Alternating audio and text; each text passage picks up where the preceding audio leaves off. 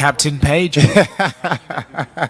Congratulations on the win, mate. Thank you so much. I think that is kind of a textbook MVP performance where you go in there, the guy kind of gets lulled into the rhythm, doesn't know how to sort of deal with it, and you kind of win the fight from there. Yeah. Would you agree with that assessment? Yeah, no, definitely. For me, like I said, I'm heavily critical on myself.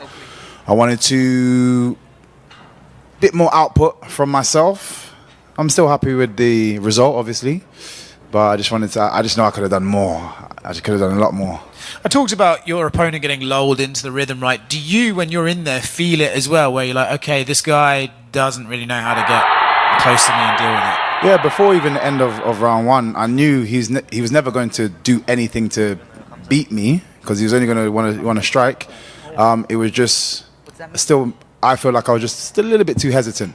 But straight away, I could feel that he was second guessing a lot of himself. So I knew I was gonna take that fight. Lovely spinning back kick at the end of round Thank one. you so much. We were a little upset that we didn't sort of get a bigger reaction. Yeah, he took it like a champ. Like he ate that like a champ. Like I said, he's a talented fighter.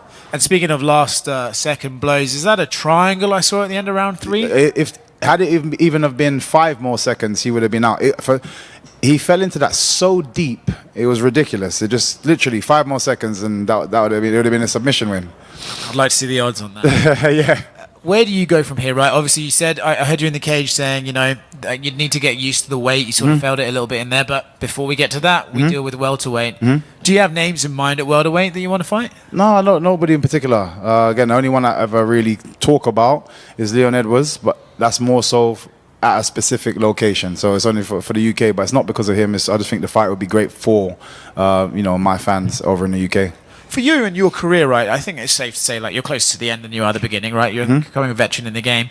Are you looking for fights like tonight where stylistically I can make this a fun fight for the audience? Or are you looking stylistically like, I want to fight guys that I know are going to test my skills and make me forced to be a better martial artist? Which are you looking for right now? For example, I'm the kind of person that would move up another weight division and fight someone like Yuri because it's an exciting fight. The most spins ever. It would be 2 tornadoes like clashing. So, like I said it from the beginning, actually. I want to make a lot of noise. So I haven't got the highlight that I wanted just yet. But if I can keep getting some exciting matchups, then why not? You said you haven't got the highlight yet. Do you feel like there's a difference in the UFC, maybe in terms of competitiveness again, or like skill level in the opponents or something like that you haven't got that finish, or has it just been the matchups haven't offered you the chance? I actually think, and I didn't think this at the beginning, but I'm starting to think it a bit more now. There is an effect of being in the UFC, the magnitude of UFC brand, the event.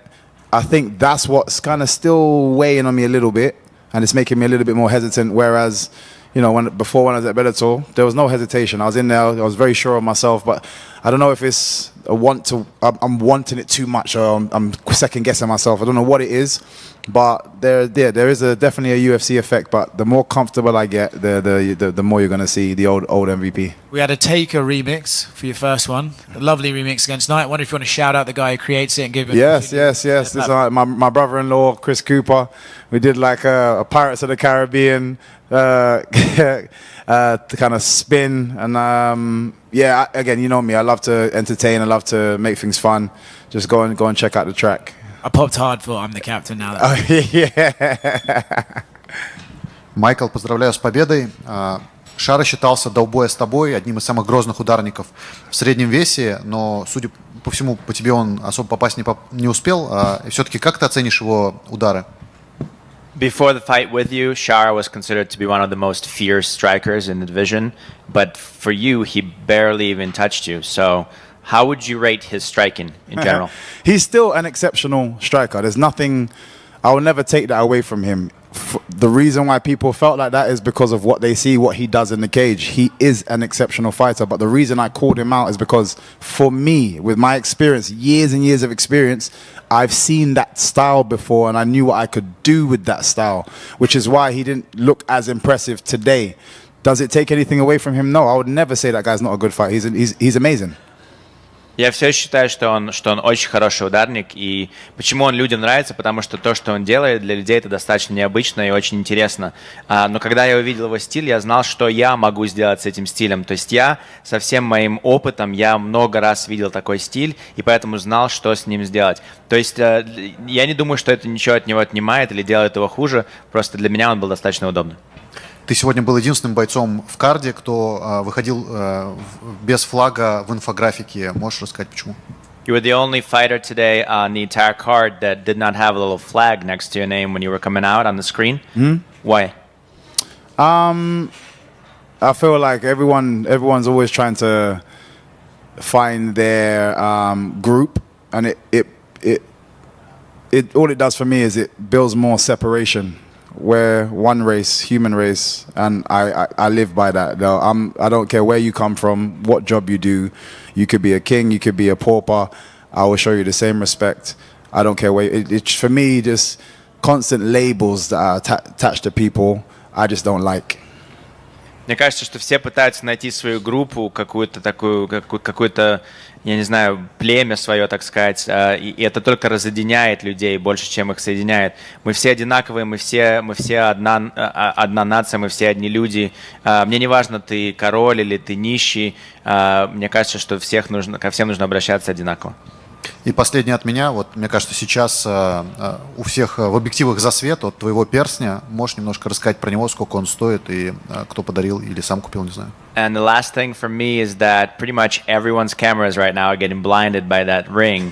If you could tell us a little more about what it is, how much it costs, and what's it about.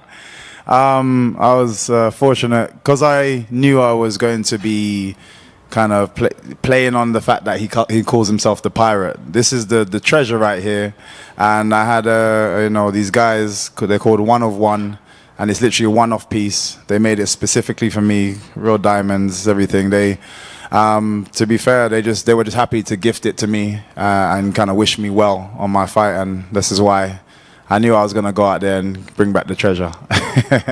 Это такая игра, потому что я знал, что я выхожу в клетку против пирата, и поэтому есть такие ребята, которые со мной связались, они мне сделали это действительно один из одного, такого другого перстня нет, настоящий рубиный, и они мне его подарили, то есть я не спрашивал, сколько он стоит.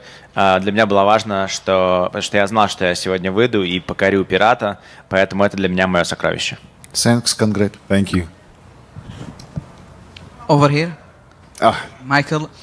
Today, Shara have a big fan base, obviously, but you managed to make it like a 50-50 fan base. How is that? You know what? I feel like over the years, and for what I've done, I feel like people just give me that respect, which is nice. It's nice to kind of come to a place where I knew it was going to be more in his favor, but as you say, there was a lot of support here for me, and that's what I said. I just felt really, really welcomed, and I feel like it's been the same since coming to the UFC. I think a lot of the staff members here, they're amazing, but a lot of them have watched me before. So there was a level of respect, I feel, and it just made it seamless. It feels like I've known them for many, many years. Did you notice that Cristiano Ronaldo was octagon side? I actually didn't see him, but he was definitely in the wrong corner. So he needs to come back to me. The Man United supporter, by the way. So yeah, next time he might make a better decision. How do you think Amorim doing now? It's difficult. Man United there's and you know what, Ronaldo talks of it himself. He even spoke briefly about if he was to, be in charge of the club, he would know exactly where he would make new decisions. So I feel like he's talking about situation above the manager's head. So right now, all he can really do is try to make that work, as the team that he's got in front of him work as much as he can, but also. I'm going to give him to the next window to find new players and bring them in and see if he can kind of recreate the team in his own image. You got to give him that chance, but for right now, he just needs to make sure we don't get relegated. And I just want to tell you that we appreciate fighters like you. The fight style you made, it just absolutely magnificent. Thank you so much. I really appreciate that.